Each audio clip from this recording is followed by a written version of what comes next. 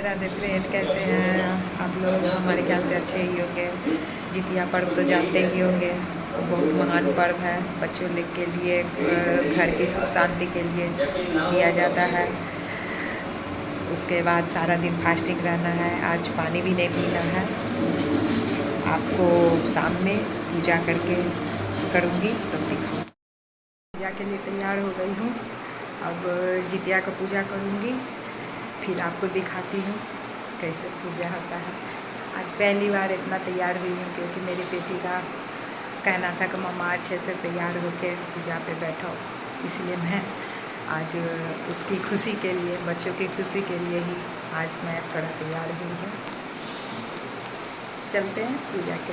ये मेरा पूजा घर है, ये मेरा पूजा घर है, ये है। यहीं पे पूजा करूँगी। अभी मैं दिखाऊंगी कैसे पूजा करना है। कोई है नहीं, खुद से ही दिखाना पड़ेगा। बच्चा लोग बाहर है मेरे। पहले यहाँ मैं स्वास्तिक बनाऊंगी।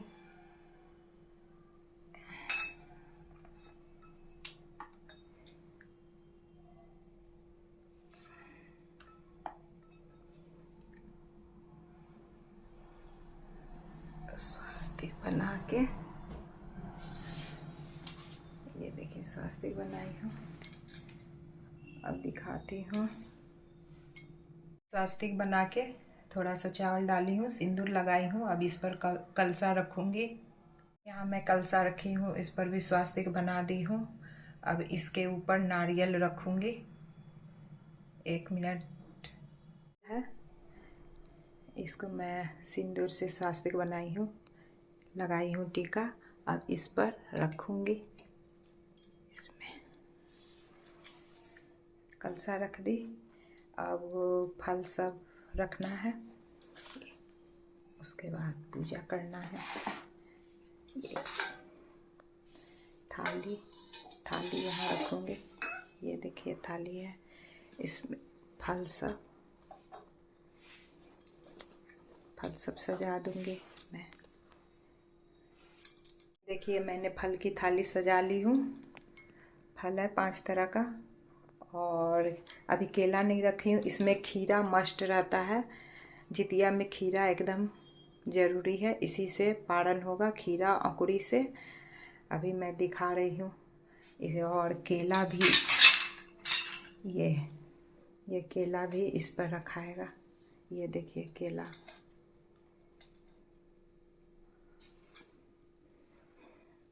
अब मैं पूजा करूँगी। मिठाई भी दिखा। ये देखिए मैं सजा दी हूँ। अब पूजा करूँगी। ये ड्राई फ्रूट्स इसलिए रखती हूँ कि मेरा बच्चा लोग बाहर है, वो लोग जब आएगा तो इसको फ्रिज में रख देती हूँ, डब्बा में पैक करके प्रसाद के रूप में।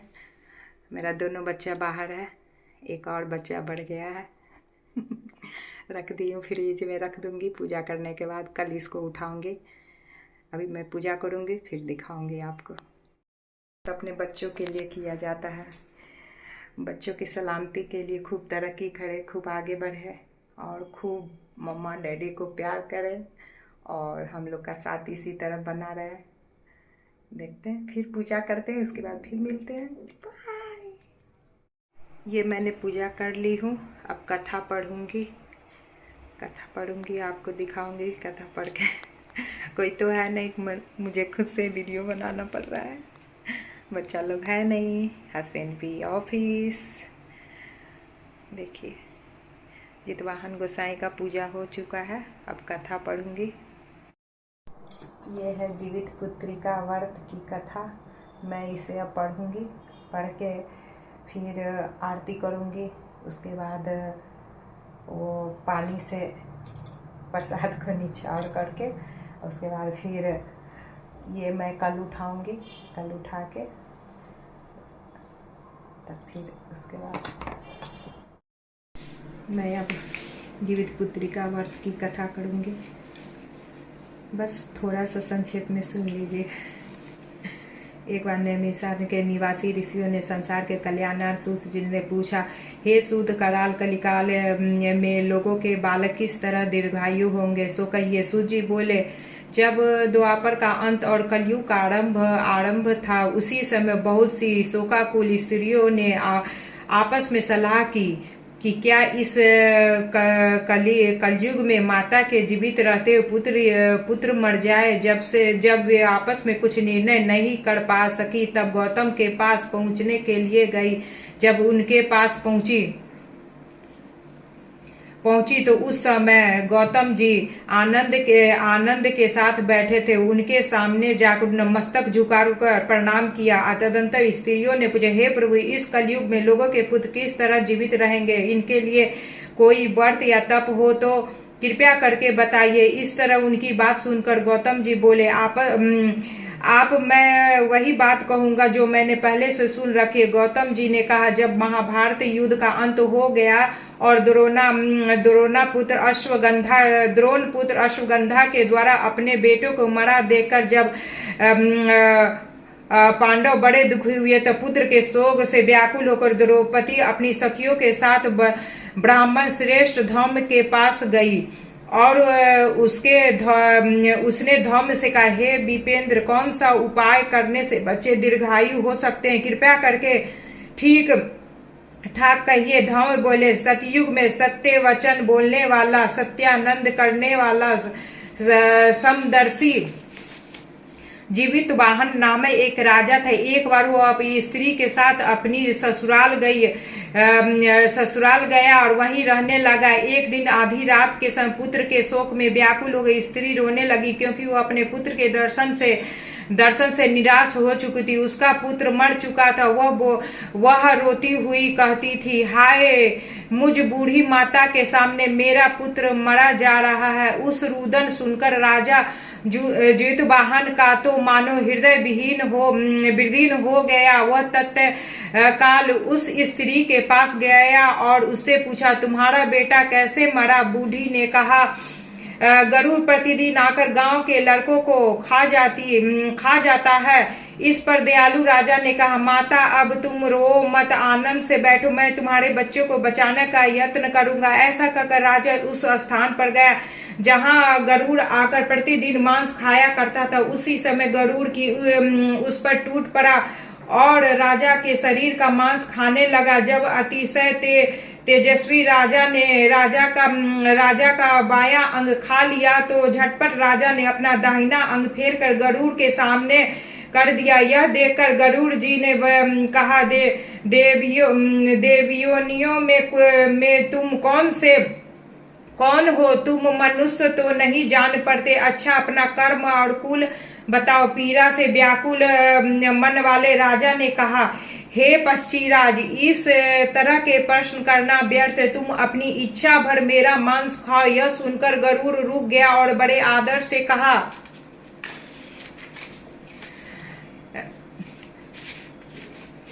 कि जन्म और कुल की बात पूछने लगे। राजा ने कहा, मैं मेरे माता का नाम सौम्या है और मेरे पिता का नाम शालीवाहन है। सूर्य वंश में मेरा जन्म हुआ और मेरा जितवाहन मेरा नाम है। राजा की दयालुता देखकर गरुड़ ने कहा, हे महाभाग, तुम्हारे मन में जो अभिलाषा हो वह वर मांगो। राजा ने कहा, हे पक्षीराज, यदि आप मुझे वर दे रहे हैं तो वर दीजिए कि सामने आपने जब तक जिन प्राणियों को खाया वे सब जीवित हो जाए। हे स्वामी, अब से आप वहां बालकों को न खाए। कोई ऐसा उपाय करे कि जहां जो उत्पन्न हो वे लोग बहुत दिनों तक जीवित रहे। धौम्य ने कहा कि पक्षीराज गरुड़ राजा को वरदान देकर तुरंत स्वयं अमृत के लिए नागलोक चले गए। वहीं से अमृत लाकर उन्होंने उन मरे मनुष्य के हड्डियों पर बरसाया। ऐसा करने से सब लोग जीवित हो गए। उनको कि पहले गरुड़ ने खाया था। राजा के त्याग और गरुड़ की कृपा से वहां वालों का बहुत कष्ट दूर हो गया। अब उस समय राजा की शरीर की शोभा दुगुनी हो गई। राजा की दयालुता देखकर गरुड़ ने फिर कहा, मैं संसार के कल्याणार्थ एक वरदान दूंगा। अब अश्विनी कृष्ण सप्तमी से रहित शुभ अष्टमी तिथि है। आज ही तुमने यहाँ की प्रजा को जीवित दान दिया। हे वर्ष, अब से यह दिन ब्रह्म भाव हो गया है। जो मूर्ति भेद विभिन्न नामों से विख्यात हो, वही त्रिलोक से पूजित दुर्गा अमृत प्राप्त करके अर्थ में जीवित पुत्रिका कहलाती है। सो इस तिथि को जो स्त्रियां उस जीवित पुत्रिका की और कुश की आकृति बनाकर उसकी पूजा करे तो दिनों दिन उसका सौभाग्य बढ़ेगा और वंश की भी बढ़ोतरी होगी। ये महाभाग, उस विषय में विचार करने की आवश्यकता नहीं है। हे राजा, सप्तमी के से रहित और उदय तिथि की अष्टमी को व्रत करे, यानी सप्तमी विध अष्टमी जिस दिन हो उस दिन व्रत न करके शुद्ध अष्टमी को व्रत करे और नवमी में पारण करे। यदि उस समय इस पर ध्यान न दिया गया तो फल नष्ट हो जाएगा और सौभाग्य तो अवश्य नष्ट हो जाएगा। जीवित वाहन को इस तरह का वरदान देकर गरुड़ बैकुंठ धाम को चले गए और राजा की अपनी पत्नी के साथ अपने नगर को वापस चले आए। द्रौपदी से कहा, हे देवी, मैंने यह अतिशय दुर्लभ व्रत तुमको बताया। इस व्रत को करने से बच्चे दीर्घायु होंगे। हे देवी, तुम भी पूर्वोक्त विधि से यह व्रत और दुर्गा जी का पूजन करो तो तुम्हें अभिलाषित फल प्राप्त होगा। मुनिराज धौम की बात सुनकर द्रौपदी के हृदय में एक प्रकार का कौतूहल उत्पन्न हो गया और पूर्ववासिनी स्त्रियों को बुलाकर उसके साथ यह उत्तम व्रत किया। गौतम ने कहा, यह व्रत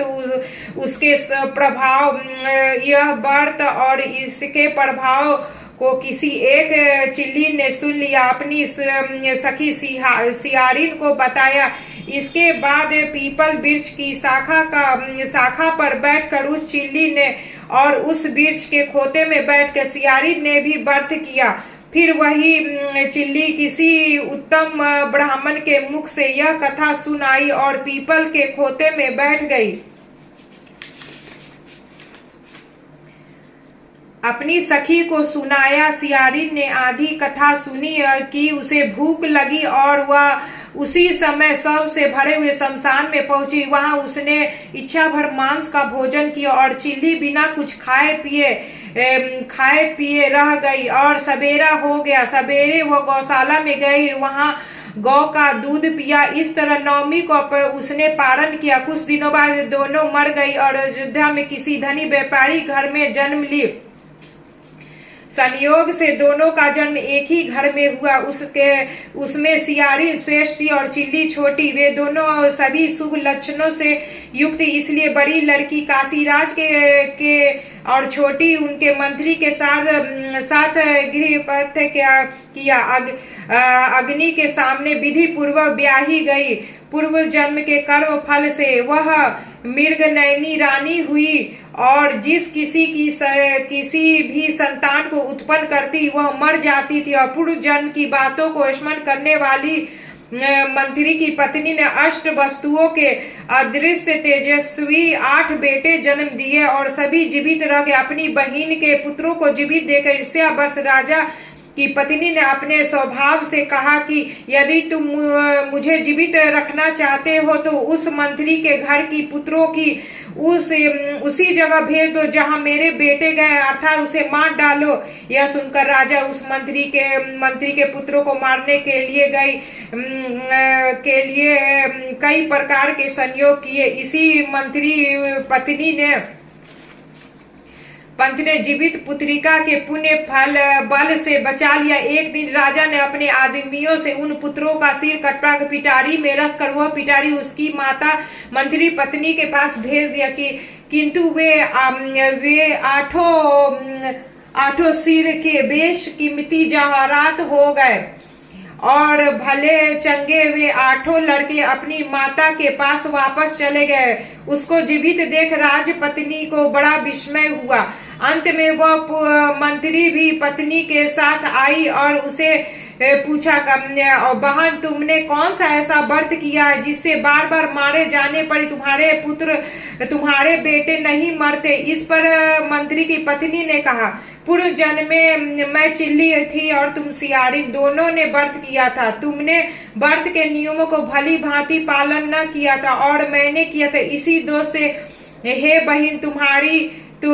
तुम्हें बेटे नहीं जीते। हे अरे राज रानी, अब भी तुम उस जीवित पुत्रिका का व्रत करो कि तुम्हें बेटे दीर्घायु। मैं तुमसे सच सच कह रही हूँ। उसके कथा अनुसार रानी ने व्रत किया, तभी से उसके कई बेटे सुंदर दीर्घायु हो गए, बड़े बड़े राजा हुए। सूत जी कहते हैं कि सब प्रकार देने वाला मैंने यह दिव्य व्रत बतलाया। स्त्रियों चिरंजीवी संतान चाहती हो तो विधि पूर्वक यह व्रत करे। इति पंडित देव नारायण पाठे कीर्त भाषी संहिता जीवित पुत्रिका व्रत कथा समाप्त। पूजा कर ली हूँ, कथा भी कर ली हूँ और आरती भी कर ली हूँ। देखिए अब इसे मैं कल उठाऊंगी और मैं जो ये जितिया चढ़ाई हूँ वो कल पीऊँगी, उसके बाद पानी पीऊँगी। 10:30 बजे पारण है। पूजा करके आ गई हूँ, अब बच्चों लोग से बात करूँगी। अभी आ रहा है मेरा बच्चा का फ़ोन। इस पर्व का हर एक महिला इंतज़ार करती है कि कब आएगा यह पर्व, जो हम अपने बच्चों के लिए उसकी सलामती के लिए व्रत करें। तो फिलहाल आ ही गया वो दिन और सभी महिलाएं अपने बच्चों के लिए व्रत करती है। उसका जीवन खुशहाल रहे, सुख से रहे, खूब तरक्की करे और दीर्घायु हो।